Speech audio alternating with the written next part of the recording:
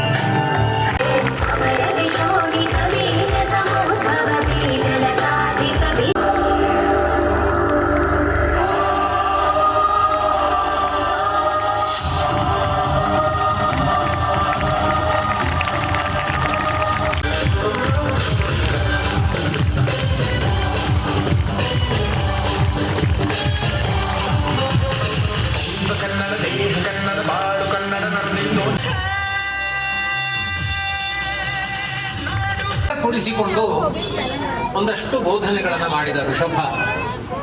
ಮಕ್ಕಳೇ, ಜೀವನದಲ್ಲಿ ದೇಹಕ್ಕೆ ಸುಖ ಕೊಡುವ ವಿದ್ಯೆ ಇದೆ, ಆತ್ಮನಿಗೆ ಸುಖ ಕೊಡುವ ವಿದ್ಯೆ ಇದೆ.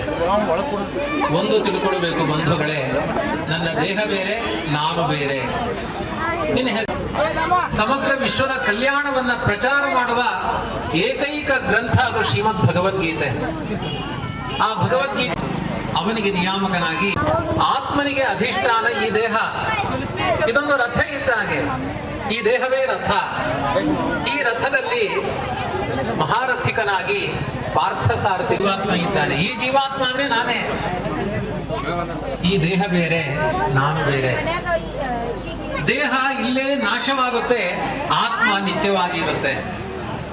ನಾವು ಈ ದೇಹಕ್ಕೆ ಬೇಕಾದ ಸುಖಗಳ ಬಗ್ಗೆ ಮಾತ್ರ ಆಲೋಚನೆ ಮಾಡಬಾರದು, ಆತ್ಮನಿಗೆ ಬೇಕಾದ ಸುಖಗಳ. ಪ್ರತಿಯೊಬ್ಬ ಜೀವನ ಹೃದಯ ಭಾಗದಲ್ಲಿ ಜೀವ ಭಗವಂತ ಇದ್ದಾನೆ, ಅಲ್ಲೇ ಜೀವಾತ್ಮ ದಾಸನಾಗಿ ಇದ್ದಾನೆ.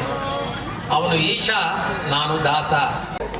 ಒಂದು ಕ್ಷಣ ಪ್ರತಿಯೊಬ್ಬ ಜೀವರು ಆಲೋಚನೆ ಮಾಡಬೇಕು, ದೇವರೇ, ಇಂಥ ತಂದೆ ನೀನು ಕೊಟ್ಟದ್ದು, ಇಂಥ ತಾಯಿ ನೀನು ಕೊಟ್ಟದ್ದು, ಇಂಥ ಬಂಧು ಆ ನಮ್ಮ ಮನಸ್ಸಿನ ಭಾವಗಳನ್ನು ಅವನಿಗೆ ಅರ್ಪಣೆ ಮಾಡಬೇಕು. ಈ ಶಿಕ್ಷಣವನ್ನ ಯಾವ ಸಂಸ್ಥೆ ಕೊಡೋದಿಲ್ಲ, ಅದು ಶಿಕ್ಷಣ ಸಂಸ್ಥೆ ಆಗೋದಿಲ್ಲ. ಅಧ್ಯಾತ್ಮದ ಬಗ್ಗೆ ಗಮನ ಹರಿಸದ ಪ್ರಪಂಚಕ್ಕೆ ಧಿಕ್ಕಾರ ಅಂತಾನೆ ಋಷಭ ನಾಮಕನಾದ ಭಗವಂತ. ಯಾವ ನಮ್ಮ ಕುಲ ಗುರುಗಳಿರ್ಲಿ, ಯಾವ ನಮ್ಮ ನಂಬಿದ ದೈವಗಳಿರ್ಲಿ, ನಮ್ಮ ತಂದೆ ಇರಲಿ, ಬಂಧು ಬಾಂಧವರಿರಲಿ, ಶಾಶ್ವತವಾಗಿ ನಮ್ಮನ್ನ ಸುಖದ ತಾಣದ ಬಗ್ಗೆ ಗಮನ ಹರಿಸಬೇಕು, ಉಪದೇಶಗಳನ್ನು ನೀಡಬೇಕು. ಅಂಥವರು ನಮ್ಮ ಬಂಧುಗಳಾಗ್ತಾರೆ. ನೀರಿಲ್ಲದೆ ದೋಣಿ ಮುಂದೆ ಹೋಗಲ್ಲ. ಹಾಗೆ ನಮ್ಮ ದೇಹವೇ ದೋಣಿ. ನೀರು ಲೋಕದ ವಿದ್ಯೆಗಳು ಬೇಕು ಅದು, ಆದರೆ ಆ ನೀರು ದೋಣಿ ಒಳಗಡೆ ಬಂದ್ರೆ ದೋಣಿ ಮುಳುಗಿ ಹೋಗುತ್ತೆ, ಎಚ್ಚರ ಇರಲಿ. ಲೋಕದ ವಿಚಾರಗಳು ಬರ್ತದೆ, ಮಹಾಭಾರತದ ಚಿಂತನೆಗಳು. ಪರಲೋಕದ ಕಡೆ ಆತ್ಮನನ್ನ ಅತ್ಯಂತ ಎತ್ತರದ ಸ್ಥಾನದಲ್ಲಿ ಕೂಡಿಸುವ ಸಾಮರ್ಥ್ಯ ಈ ಸಚ್ಚಿಂತನೆಗಳಿಗಿದೆ. ನಮ್ಮ ದೇಹ ಆ ಕೃಷ್ಣಾ ನದಿಯಲ್ಲಿ ನಮ್ಮ ಅಸ್ಥಿಗಳು ನಮ್ಮ ದೇಹಕ್ಕೆ ಆಗಿದ್ರೆ ಮೋಕ್ಷದಲ್ಲಿ ಊರ್ಧ್ವಗಮನ ಆಗುತ್ತೆ. ಸತ್ತ ಮೇಲೆ ಜೀವರು ಮೇಲೆ ಎಳೆದ ಆಕಾರದಲ್ಲಿ ಇವತ್ತು ಬಹುತೇಕ ವಿಶ್ವ ಆ ಕೃಷ್ಣನ ನಾಮಸ್ಮರಣೆ, ಭಗವಂತನ ಚಿಂತನೆ ಎನ್ನುವ ಎಚ್ಚರದಲ್ಲಿ ಗಂಡಕಿ ನದಿಯ ತೀರಕ್ಕೆ ಹೋಗ್ತಾನೆ ಭರತ. ಆದ್ರೆ ಜಗತ್ತನ್ನ ಆಳುವಷ್ಟು ಸುಲಭ ದೇವರನ್ನ ಸ್ಮರಣೆ ಮಾಡುವುದಲ್ಲ. ಅವನ ಪ್ರಾಣ ಹೋಗ್ತಾ ಇದೆ, ಇದಕ್ಕೆ ಯೌವನ ಬರ್ತಾ ಇದೆ. ಕೊನೆಗೆ ಜಿಂಕೆ ಅವನ ಆಲೋಚನೆ ಮಾಡಿದ, ನಾನು ಸತ್ತ ಮೇಲೆ ಈ ಜಿಂಕೆಯನ್ನು ಸಾಕೋರು ಯಾರು? ಅಲ್ಲಪ್ಪ, ಹುಟ್ಟಿದ 84 ಲಕ್ಷ ಜೀವರಾಶಿಗೆ ಅನ್ನ ನೀರು ಕೊಡ್ತಾನಂತ ದೇವರು, ಇದೊಂದು ಜಿಂಕೆಯನ್ನು ಬದುಕಿಸಲ್ನೇನು ದೇವರು? ಆ ಜಿಂಕೆಯು ಮಮತೆಯಲ್ಲಿ ನೋಡ್ತಾ ನಿಂತು, ನಮ್ಮ ಯಜಮಾನ ಸಾಯ್ಲಿಕ್ಕಂತ ಅದು ನೋಡ್ತಾ ನಿಂತು. ಅವನ್ ಸತ್ತ, ಜಿಂಕೆಯನ್ನು ಸತ್ತ. ನಮ್ ಶಾಸ್ತ್ರ ಹೇಳುತ್ತೆ, ಅಂತ್ಯಕಾಲದಲ್ಲಿ ಏನನ್ನು ಸ್ಮರಣೆ ಮಾಡಿ ಸಾಯ್ತೀರಿ, ಇನ್ನೊಂದು ಜನ್ಮದಲ್ಲಿ ಅದೇ ಆಗಿ ಹುಟ್ಟುತ್ತೀರಿ ಅಂತ. ಜಿಂಕೆಯನ್ನು ಸತ್ತ, ಇನ್ನೊಂದು ಜನ್ಮದಲ್ಲಿ ಜಿಂಕೆಯಾಗಿ ಹುಟ್ಟಿದ. ನಾನು ಪುರಾಣ ಮುಗಿದ ಮೇಲೆ ಯಾರೋ ಒಂದ್ ಕಡೆ ಕೇಳಿದ್ರು, ಆಚಾರ, ನಮಗ ಈ ಜನ್ಮದಲ್ಲಿ ರೊಕ್ಕನೇ ಸಿಕ್ಕಿಲ್ಲ, ದುಡ್ಡು ಸತ್ರೆ ಇನ್ನೊಂದು ಜನ್ಮದಲ್ಲಿ ದುಡ್ಡು ಸಿಗ್ತದೆ ಏನ್ರಿ ಅಂತ ಕೇಳಿದ್ರು. ಚಲೋ ಕೇಳಿರಿ, ಖಂಡಿತ ನೀವು ಊಹೆ ಮಾಡೋಕ್ಕಿಂತ ಜಾಸ್ತಿ ಹುಡ್ತೀರಿ ಅಂತ ಹೇಳಿದೆ ನಾನು. ದುಡ್ಡು ನೋಡ್ತಾ ಕೊಟ್ಟಿರ್ತಾರೆ, ಅವ್ರಿಗೆ ಸಿಗಂಗಿಲ್ಲ. ಹಿಂಗೆಲ್ಲ ದುರಾಲೋಚನೆ ಮಾಡಬಾರ್ದು ಬಂಧುಗಳೇ. ಕೃಷ್ಣ ಹೇಳ್ತಾನೆ ಗೀತೆಯಲ್ಲಿ, ಭರತ ಮುಂದಿನ ಜನ್ಮದಲ್ಲಿ ಜಿಂಕೆಯಾಗಿ ಹುಟ್ಟಿದ. ಇದನ್ನೇ ಕರ್ಮ ಬಂಧ ಹಿಡ್ಕೊಂಡಿದೆ ನಮ್ಮನ್ನ. ಕರ್ಮ, ಅವನ ಕರ್ಮ ಬಂತು. ನವದ್ವೀಪಗಳಿಗೆ ರಾಜನಾದ ಭರತ, ವೃಷಭರೂಪಿಯಾದ ಭಗವಂತನ ಮಗನಾದ ಭರತ ಅಂತ್ಯಕಾಲದಲ್ಲಿ ಜಿಂಕೆ ಸ್ಮರಣೆ ಮಾಡಿ ಇನ್ನೊಂದು ಜನ್ಮದಲ್ಲಿ ಅದೇ ಪರಿಸರದಲ್ಲಿ ಜಿಂಕೆಯಾಗಿ ಹುಟ್ಟಿದ. ಆದ್ರೆ ಅವನಿಗೆ ಜಿಂಕೆಯನ್ನು ಸ್ಮರಣೆ ಮಾಡಿ ಜಿಂಕೆಯಾಗಿ ಹುಟ್ಟಿದ್ನಲ್ಲ ದೇವ್ರೆ, ನಾನು ಎಂಥ ಪಾಪಿಷ್ಠ. ಅವನಿಗೆ ನೆನಪಿತ್ತು ಜಾಗ, ಅಲ್ಲೇ ಹೋದ. ಅವನ್ ಜಪಸರ ಅಲ್ಲೇ ಇತ್ತಂತೆ, ಆ ಜಪಮಾಲೆ. ಅದನ್ನ ಯಾರು ಮುಟ್ಟಂಗಿಲ್ಲ. ಐಫೋನ್ ಆದ್ರೆ ಎಲ್ಲ ಕದ್ಕೊಂಡು ಹೋಗ್ತಾರೆ, 5 ನಿಮಿಷಕ್ಕೆ ಕಣ್ಣು ಕಾಣಂಗಿಲ್ಲ. ಅದು ಜಪಮಾಲೆ ಯಾರೂ ಮುಟ್ಟಿಲ್ಲ. ಆ ಜಿಂಕೆ ಹತ್ತಿರ ಬರುತ್ತೆ, ಅದನ್ನು ಮೂಸ್ ನೋಡುತ್ತಂತೆ. ಜಪಮಣಿಯನ್ನು ತಿರುಗಿಸಲಿಕ್ಕೆ ಬೆರಳಿಲ್ಲ ಆ ಜಿಂಕೆಗೆ. ಮೈ ತುಂಬಾ ಕಜ್ಜಿ ಆದ್ರೆ ತುರಿಸ್ಕೊಳ್ಳಿಕ್ ಬೆರಳಿಲ್ಲ. ಮನುಷ್ಯ ಜನ್ಮದ ಹೆಚ್ಚು ಕಾರಿಕೆ ಎಷ್ಟು ನೋಡ್ರಿ. ಕೈಯಲ್ಲಿ ಮೈಯಲ್ಲಿ ಏನಾದ್ರೂ ತುರ್ಕಿ ಹುಟ್ಟಿದ್ರೆ ತುರಿಸ್ಕೊಳ್ತೀವಿ. ಪ್ರಾಣಿಗಳ ನೆಲದ ಮೇಲೆ ಹೊರಳಾಡುತ್ತೆ, ಅವಳಿಗೆ ಯಾರು ತುರಿಸೋರಿಲ್ಲ. ಗೋಮಾತ ಕರೆಯುತ್ತೆ, ಎಲ್ಲಾರನ್ನೂ ಪ್ರೀತಿಯನ್ನು ನೋಡುತ್ತಂತೆ. ಯಾಕೆ ಅಂದರೆ ನನ್ನ ಕ್ಷಣಕಾಲ ಕೃಷ್ಣ ಗೋವಿಂದ ನಾರಾಯಣ ಅಂತ ನೀವು ಪ್ರಾಣ ಬಿಟ್ಟರೆ ಶಾಶ್ವತವಾದ ಸುಖವನ್ನು ಕೊಡುವ ದೊಡ್ಡ ಪುಣ್ಯದ ಫ್ಯಾಕ್ಟ್ರಿ ಇರುವ ದೇಶ ಯಾವುದು ಅಂದರೆ ನಮ್ಮ ಪುಣ್ಯ ಭೂಮಿಯಾದ ಭಾರತ ದೇಶ ಮಾತ್ರ. ಭಾಗವತ ಹೇಳುತ್ತೆ, ಇನ್ನು ಯಾವ ದೇಶಕ್ಕೂ ಈ ಶಕ್ತಿ ಇಲ್ಲ. ಎಂಥ ಶಕ್ತಿ ರೀ! ಮಣ್ಣು ಚಂದನ, ತಲೆಗೆ ಹಚ್ಚುವ ಚಂದನ. ಮಕ್ಕಳೆಲ್ಲ ಶ್ರೀರಾಮಚಂದ್ರ, ಹೆಣ್ಮಕ್ಕಳೆಲ್ಲ ಸೀತೆಯ ಚಾರಿತ್ರ್ಯ. ಯಾವ ದೇಶದಲ್ಲಿ ನೋಡ್ತೀರಿ ಇಂತಹ? ಒಟ್ಟಾಗಿ ಹೀಗೆ ಹರಿಣ ನಿಂಗೆ ತಿಳಿಯಂಗಿಲ್ಲ. ನನ್ನ ಶಕ್ತಿ ಸಾಮರ್ಥ್ಯಗಳೇ ನಿನಗೆ ಅರಿವಿಲ್ಲ. ನನ್ನ ಸಾಮರ್ಥ್ಯ ಏನೋ, ನನ್ನ ಬಾಹುಬಲ ಪರಾಕ್ರಮ ಏನೋ, ಮೂರು ಲೋಕದ ಗಂಡುಗಲಿ, ಗಾಂಡೀವ ಧನುರ್ಧಾರಿ, ಎಂಥೆಲ್ಲ ಕೀರ್ತಿಗಳಿದ್ದಾವೆ. ನಿವಾತ ಕವಚರನ ಸಂಹಾರ ಮಾಡಿದವನು, ಕಾಂಡವ ವನವನ್ನು ದಹಿಸಿದವನು, ನನ್ನ ಬಗ್ಗೆ ಸರಿಯಾಗಿ ಯುದ್ಧ ಮಾಡಲ್ಲ ಅಂತ ಹೇಳ್ತೀಯ. ಅದು ಕೃಷ್ಣ ಕೇಳಿದ, ಹೌದಪ್ಪ, ನೀನು ಯುದ್ಧ ಮಾಡಿದರೆ ಆ ಮುದುಕ ಭೀಷ್ಮ ಇನ್ನೂ ಯಾಕೆ ಸತ್ತಿಲ್ಲ ಹೇಳು. ರಾತ್ರಿ ಬಂದು ಅರ್ಜುನನೇ ಕೇಳಿದಂತೆ, ಕೃಷ್ಣ ಅವನನ್ನು ಸಾಯಿಸೋದು ಹೆಂಗೆ ತಡಿ ಹೇಳ್ತೀನಿ ಅನ್ನಂತೆ. ಒಬ್ಬ ಮುದುಕನನ್ನು ಸಾಯಿಸ್ಲಿಕ್ಕೆ ಆಗ್ತಿಲ್ಲ ನಿನಗೆ. ಮರುದಿನ ಬ್ಯಾಟ್ರಿ ಚಾರ್ಜ್ ಆಗಿ ಬಂದಂತೆ ಅರ್ಜುನ. ಇವತ್ತು ನೋಡು ಕೃಷ್ಣ, ಪರಶುರಾಮ, ರಾಮ, ಕೃಷ್ಣ, ಬುದ್ಧ, ಕಲ್ಕಿ ದಶಾವತಾರ ತಾಳ್ತೀಯ. ಭಕ್ತರು ಭೂಲೋಕದ ಮಂದಿ ಕರೆದ್ರೆ 24x7 ಅಲ್ಲ, 24x100 ಇಯರ್ ಯಾವಾಗಲೂ ಜಪ ಮಾಡ್ತೀವಿ ಕೃಷ್ಣ ಕೃಷ್ಣ ಅಂತ. ನಮ್ಮ ಹತ್ತಿರ ಬರಲ್ಲ. ಅವ್ರು ಯಾರೋ ಭೂಲೋಕದಲ್ಲಿ ಬೆಳಿಗ್ಗೆ ಸ್ವಲ್ಪ ಕೃಷ್ಣ ಮಂತ್ರದ ಮಣಿ ತಿರುಗಿಸ್ತಾರೆ, ರಾತ್ರಿ ತಿರುಗಿಸ್ತಾರೆ. ಅವ್ರ ಮನೆಗೆ ಓಡೋಗ್ತಿ, ಭೂಲೋಕಕ್ಕೆ ಓಡೋಗ್ತಿ, ರಾಮಕೃಷ್ಣನಾಗಿ ಓಡೋಗ್ತಿ. ಇದು ಎನ್ನ ನ್ಯಾಯಮ ಅಂತ ಕೇಳಿ ಹಬ್ಬ ಅಂತ ಉಸಿರು ಬಿಟ್ರು. ದೀಪ ಆರಿಲ್ಲ, ಎಣ್ಣೆ ಚೆಲ್ಲಿಲ್ಲ. ಖುಷಿ ಆಯ್ತು. ವಿಷ್ಣುವಿನ ಬಳಿ ಬಂದು ಕೇಳ್ತಾರೆ, ಭೂಲೋಕದ ಮಂದಿಗೆ ಮಾಡುವ ಅನುಗ್ರಹ ದೇವಲೋಕದ ಮಂದಿಗೆ ಯಾಕೆ ಮಾಡಂಗಿಲ್ಲ? ಅದಕ್ಕೆ ಕೃಷ್ಣ ಹೇಳಿದನಂತೆ, ಈಗ 3 ಗಂಟೆ ನೀನು ತಲೆ ಮೇಲೆ ದೀಪ ಇಟ್ಕೊಂಡು ಪ್ರದಕ್ಷಿಣೆ ಮಾಡಿದೆಯಲ್ಲ, ನನ್ನ ನಾಮಸ್ಮರಣೆ ಎಷ್ಟು ಬಾರಿ ಮಾಡಿದಿ ಅಂತ ಕೇಳಿದನಂತೆ ಕೃಷ್ಣ. ನಾರದ್ರು ಹೇಳಿದ್ರಂತೆ, 1 ಬಾರಿಯೂ ಮಾಡಲಿಲ್ಲ. ಯಾಕೆ? ಆ ದೀಪ ಶಾಂತ ಆಗಬಾರ್ದು, ಎಣ್ಣೆ ಚೆಲ್ಲಬಾರ್ದು ಅನ್ನೋ ಏಕಾಗ್ರತೆಯಲ್ಲಿ ನಿನ್ನ ನಾಮ ಹಾರಿ ಹೋಯ್ತು, ನೆನಪಾಗಲಿಲ್ಲ. ಅದಕ್ಕೆ ಕೃಷ್ಣ ಹೇಳ್ತಾನಂತ, ನೋಡು, ನಿನಗೆ ತಲೆ ಮೇಲೆ 1 ದೀಪದ ಭಾರ, ಆ ಭೂಲೋಕದ ಮಂದಿಗೆ ಸಂಸಾರದ 1000 ಭಾರ. ಅದ್ರ ನಡುವೆ ಭಾಗವತ ಕೇಳಲಿಕ್ಕೆ ಬಂದಾರಲ್ಲ, ಅದಕ್ಕೆ ಅನುಗ್ರಹ ಮಾಡ್ಲಿಕ್ಕೆ ಹೋಗ್ತೇನೆ ಅಂತ ಹೇಳಿದ್ರು. 1000 ಕಷ್ಟಗಳ ನಡುವೆ 1 ಬಾರಿ ಕೃಷ್ಣ ಎಂದರೆ ಸಾಲದೆ. ನರಜನ್ಮ ಬಂದಾಗ ನಾಲಿಗೆ ಇರುವಾಗ ಕೃಷ್ಣ ಎನ್ನಬಾರದೆ. ಕೃಷ್ಣ ಎಂದರೆ ಕಷ್ಟ ಒಂದಿಷ್ಟಿಲ್ಲ, ಕೃಷ್ಣ ಎನ್ನಬಾರದೆ. ನಮ್ಮ ಬದುಕೇಕರವಾದ 10,000 ವರ್ಷದ ಕುದಿಯುವ ಎಣ್ಣೆಯ ಕೊಪ್ಪರಿಗೆಯಲ್ಲಿ ಬೋಂಡ ಕರೀತಾರಂತೆ ಅಪ್ಪ ಅಮ್ಮನಿಗೆ ದ್ರೋಹ ಮಾಡಿದವರಿಗೆ. ಭೂಲೋಕದಲ್ಲಿ ಯಾವುದು ನಮ್ಮ ಪೊಲೀಸ್ ಠಾಣೆಯಲ್ಲಿ